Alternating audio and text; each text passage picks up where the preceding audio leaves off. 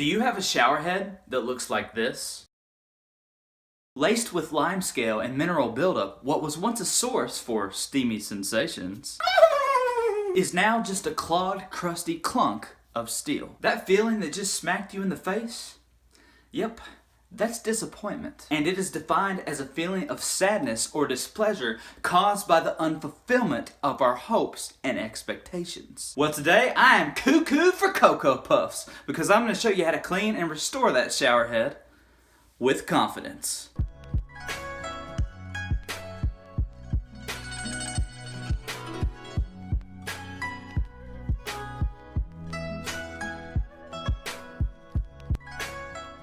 Okay, now how to clean a shower head in 2 simple steps. Basically, my shower head is just going to be a prop for this video. It's not dirty. I'm just going to show you the process. What you're going to need is some regular old white distilled vinegar.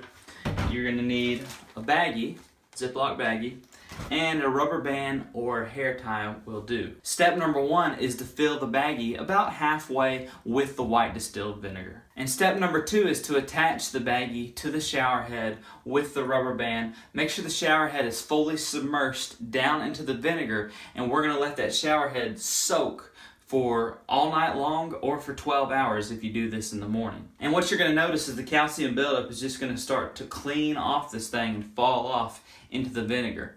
After 12 hours is up, you just remove the baggie, throw it away, and you're done. Your shower head will be looking brand new. If your shower head is stationary, it's just on the wall, then just attach the bag up to the shower head on the wall. If it's a sprayer like this, you can pull the sprayer off, put it down in the bag like I had it, and then just let it hang, and you should be good to go. Well, that's it, guys. This video has been dedicated to all of my hard water alum. So the next time you clean your shower, implement these 2 simple steps and restore the status of your spraying apparatus.